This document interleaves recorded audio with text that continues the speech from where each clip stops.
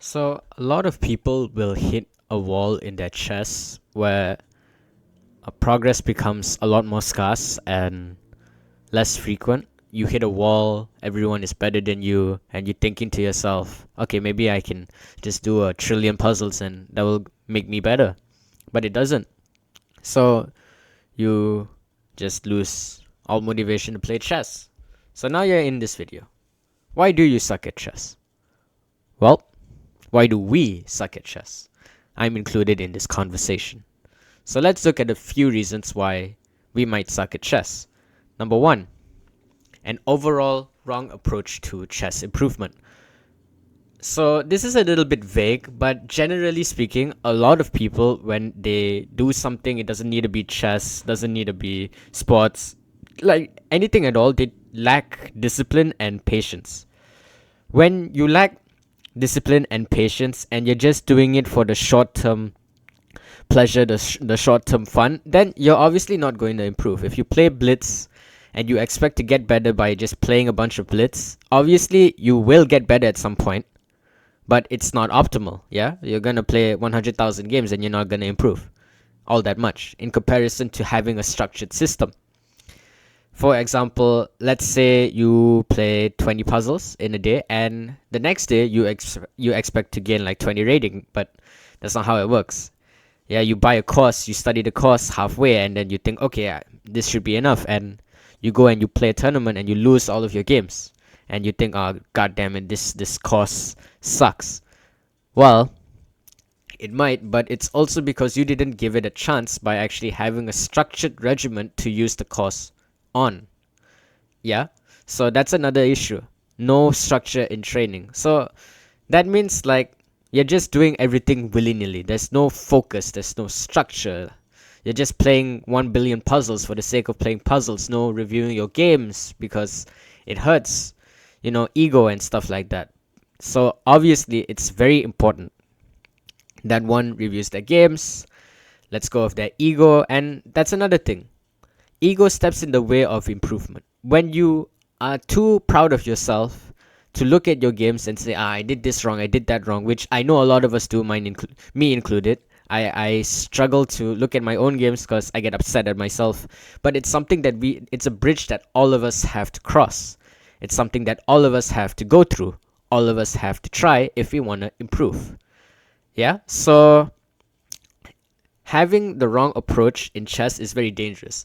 When you think in terms of short-term gain, like I want to be a grandmaster in 3 months, you're setting up yourself for failure, which is not what we want. When you do a bunch of stuff immediately because of the lack of structure in training, like you play a billion games, you do a billion stuff every day, you're gonna burn out extremely quickly, which again is not what we want, because when that happens, obviously you're gonna lose motivation to play, you're gonna lose motivation to get better, and you're not going to improve because of the lack of effort.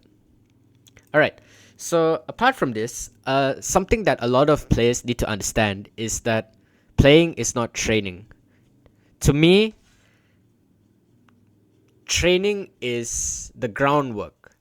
Like you build the base of the building, and playing is building the structure. So when you study an endgame, a very specific endgame, let's say rook endgames, and you play against your friend, learning those rook endgames is training. Practicing those rook endgames against your friend is different. I like to believe that practice is the implementation of your training, which is why I don't consider playing to be training. So when you play a bunch of blitz games, that's not you training, that's you practicing. Practicing what? I don't know. Maybe your openings, maybe nothing, maybe your how much you can tilt in a day. So when you play too much, this is also some self-reflection from my part. When you play too much, it causes you to tilt, causes a lot of fatigue, and I know it's frustrating to end on a loss, but think about it this way. It's easier for you to win when you're fine, when you're not angry, when you're not upset, when nothing's on your mind, rather than you've been playing 5 hours a day, 5 hours, and you just keep on losing, and you keep on saying, okay, if I win, then this and that. But We all know that's not true. When you win one, you're gonna want to win again. At least that's me. Maybe it's a me problem. However, playing blitz, rapid, even bullet in moderation can be good. How? Okay, for example, blitz and bullet especially are very helpful to get you some reps in your opening.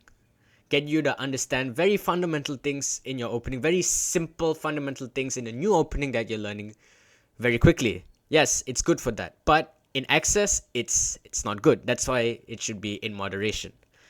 When playing online, it's essential to focus and review your games to the maximum benefit. So, what exactly do I mean by focus and review? Well, let's all be honest. When we review our games, we're just kind of clicking through it.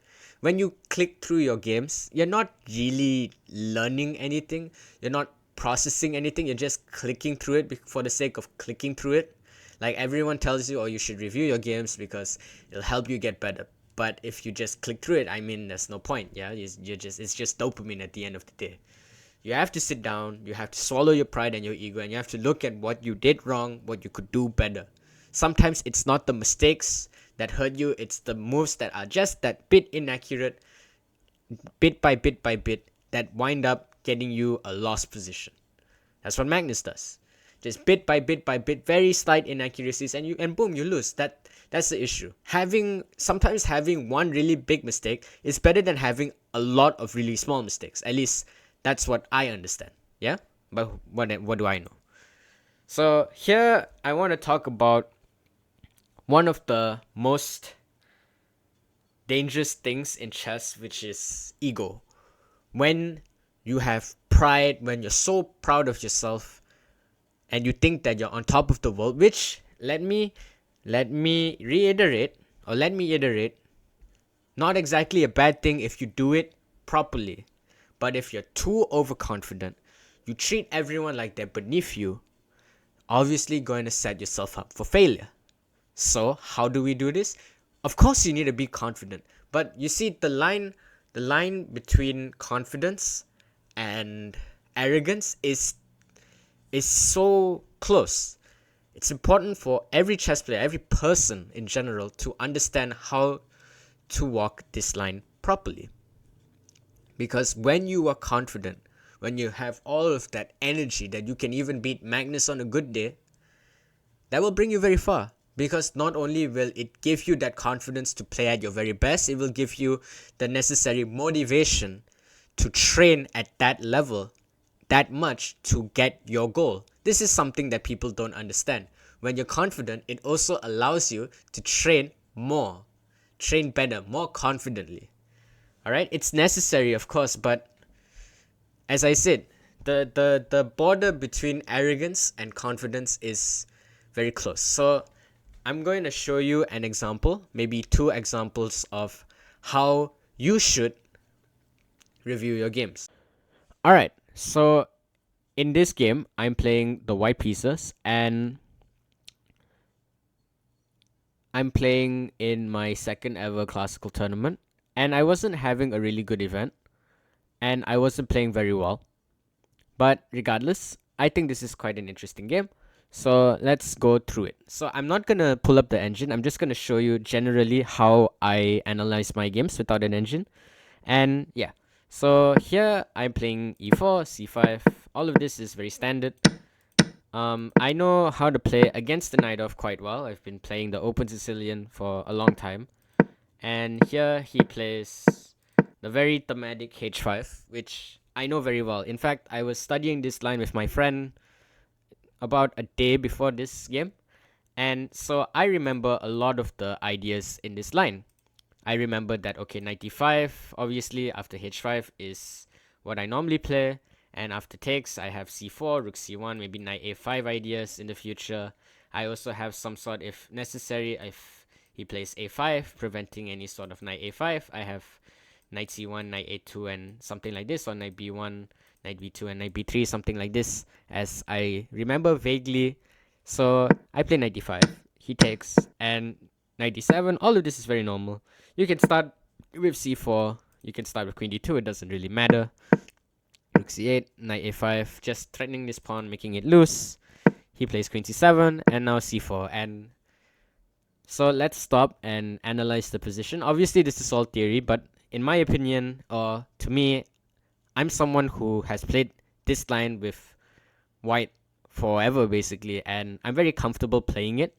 So there's not really any like difficulty or anything, any tricks that I need to worry about right now. And I'm just in a very comfortable position. I know all of the thematic ideas, all of the plans. This is how you should approach it. You can write down, if let's say you open a light chess study, you can write down some of the ideas. You can put quotations or something, like maybe like something like this if you want, like any visualizers to help you visualize what's going on in the position, etc. So here my opponent plays b6, and I didn't really like this move because I thought, okay, you cannot really allow my knight to get into the position.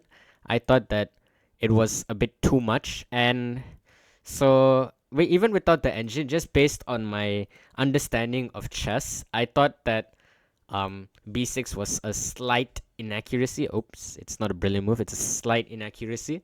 So here I play knight c6, and now I have a very strong knight on a very strong outpost, and I don't really think my opponent wants to play knight b8, so he plays knight b8, which is probably the best move. But you see, you would think that, okay, so why did you waste the move? But the thing is, he wasted the tempo trying to get rid of my strong knight. So I trade now and I play rook c1, and I've improved my position. I'm preparing to play b4 in the future. Here he goes knight d7, probably to play b4. You see, sometimes in chess, it's just simply about preventing your opponent's idea. So here I thought, okay, is there any reason for me to play b4 now? Is knight c5 very intimidating? No, he has to go knight a4, knight d7, or knight b7, and there's nothing. So yeah, I just simply go bishop e2. Here he shows his point, which is f4, and I thought f4 was almost a blunder, because so this is how you need to think about chess, how you need to think about analyzing your games without the engine. Without the engine, I thought, okay, f5 is a mistake because I understand positionally that these light squares are extremely weak. The king hasn't castled. It needs a lot more time to castle than mine, and I don't really think he wants to castle kingside. He can't castle queenside. And yeah, so when you assess the position, it's important to realize that the light squares are very weak. I have a light square bishop, and it's very difficult for black to make progress. Like, the pawn breaks b5 and e4 don't really help. e4 helps me a lot, b5 even more. So here I thought about it, and I thought about g4, I thought about bishop f2, but I just simply castled, because after a move like f4, which is positionally just not good, because as I said, you don't want to open up the light squares like this. This is how you need to approach analyzing your positions. Bishop f2, knight f6, and now simply b4, threatening c5 ideas. He goes bishop d7 to run away from c5 ideas. I thought this made sense.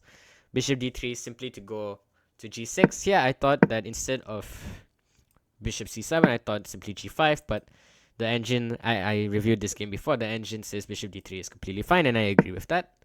So bishop d7, bishop d3, and rook h6, and I thought rook h6 was a little bit too much. Just simply bishop h4, preventing any g5 ideas, preparing bishop g5 myself. He can't really stop it. So bishop d2, bishop g5, which I don't really think is a mistake. It's a very natural move. Rook h8 and check. And now I'm getting into the position, yeah? Bishop, king d8, queen d3. I have some sort of tricks here, and he wants to trade my strong dark square bishop. But here I add this intermezzo, forcing his queen all the way to a very sad square on a7, because, I mean, c5 is never really an issue, so takes bishop e6, and here he plays g5, but I think it was a bit too slow.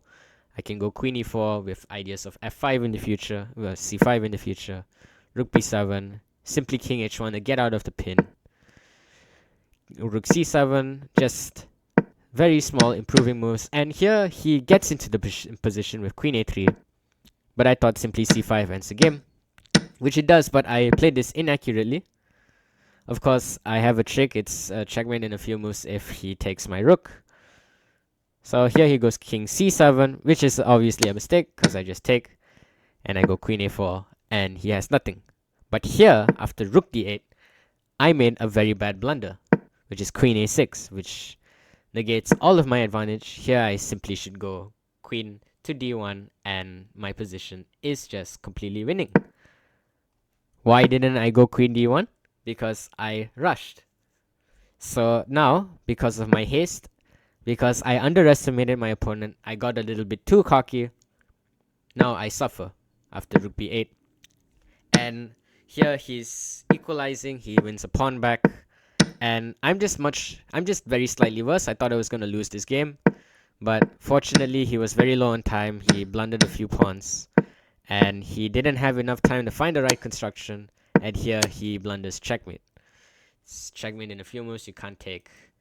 After queen to d7, queen to c8, there's rook a8, and I'm just completely fine. So yeah, why am I showing you this game? Well, particularly because it's quite a nice game. At least that's what I think. But I'm also showing you this so you can see how I think about the position, how I approach the position as a somewhat decent intermediate player. So now you might be wondering, how do I stop sucking at chess? Well, I got a few tips for you. 1. Having the right mindset and mentality for improvement goes a really long way. When you have the right framework, which is the mindset and the mentality, everything else becomes easier. You're going to be able to find the right approaches, you're going to be able to find the right mindset or the right ideas when you have the right mindset and mentality. So what do I mean by that? What I mean by that is A, being patient and kind to yourself. Chess and improvement in general is not linear. When you approach improvement as something linear, you're going to set yourself up for failure. But when you approach it as something very spontaneous, then obviously it's going to be a little bit different. Having the patience and kindness in yourself when you don't perform in a tournament, when you don't perform in your online games, is very beneficial to you. It helps motivate you, it helps keep you confident, it helps give you a little bit of leeway, and reduces a lot of stress. And another thing is just general curiosity. The reason why kids just get so good at chess so quickly is because they're curious about a lot of things. When you show them a very specific position, they'll ask, okay, who played it, why, when, where, how, a lot of different things, which is something that a lot of adults, a lot of people in general lose as they get older. But if you genuinely want to improve, curiosity is one of the best things to have when you're looking to improve. Another thing is just looking through random tournaments. It can be the Grand Swiss, it can be one of your local tournaments that has a light chess that you can look at. And of course, one other important thing is to avoid tilt by moderating how much you play every day or every week. Adding structure to your chess routines. So what that could look like is having a short-term goal and a long-term goal. Maybe short-term would be I want to reach 2000chess.com. Long-term is I want to have a FIDE rating, have a daily routine, like I want to play 10 puzzles a day, I want to look at one rapid game, I want to play one rapid game, I want to study one of Hikaru's games every day or maybe once a week, something like that. Add a minimum amount to how much you want to train a day. Minimum. Because sometimes you're going to get too tired and you don't want to overwork yourself. You don't want to burn yourself out by forcing yourself to do 10 billion different things. It's obviously not going to be beneficial, especially if you're already tired or you're already demotivated. Instead, having a minimum amount allows yourself to give you that amount of leeway so that you still feel like you're making progress, but obviously it's not that much. But consistency is key, obviously. So having a minimum helps with consistency, and adding a maximum helps with reducing burnout. And this is something that I personally believe in, which is prioritizing one aspect of chess. It can be openings, time management, positional understanding. It can be anything. If you fully dedicate yourself to one particular part in chess or in anything, you will get better at it extremely quickly. I'll give you an example. When you study on one particular subject and you only study in that particular subject, you're going to get really good at it, better than everyone else. Obviously, you can't because you have multiple exams, but I hope you understand what I mean. Or another example would be in a video game, like maybe Elden Ring. You put all of your EXP points into one particular build. You don't want to build a hybrid. Obviously, you want to build and develop in one particular build, I guess. I don't play a lot of video games. So by prioritizing one aspect of chess, you will become much better, and it will be much easier for you to punish mistakes that arise from those very specific aspects. Like if it's something in the opening, you can punish them immediately. If it's an endgame, you know how to convert the endgame if you're winning. If it's a positional mistake, you know how to convert. You know how to convert it, etc. Yeah. So this is an example of a chess routine. It's my chess routine. Right now I'm around 1800 FIDE. By the end of the year I want to reach 2000. I want to focus on my positional understanding for at least around 6 more months. I want to go through at least one grandmaster game a day, capping myself at 25 games a day. I know that sounds a lot, but I play a lot, so every day I'll try to do puzzles and do end games and study grandmaster games, etc. My long-term goal is to be a grandmaster. Is it realistic for how old I am? Probably not, but it's not about having realistic goals. It's about having a goal and motivate you. It doesn't need to be realistic. At least that's how I approach creating goals. So good luck on not sucking, and I hope you subscribe.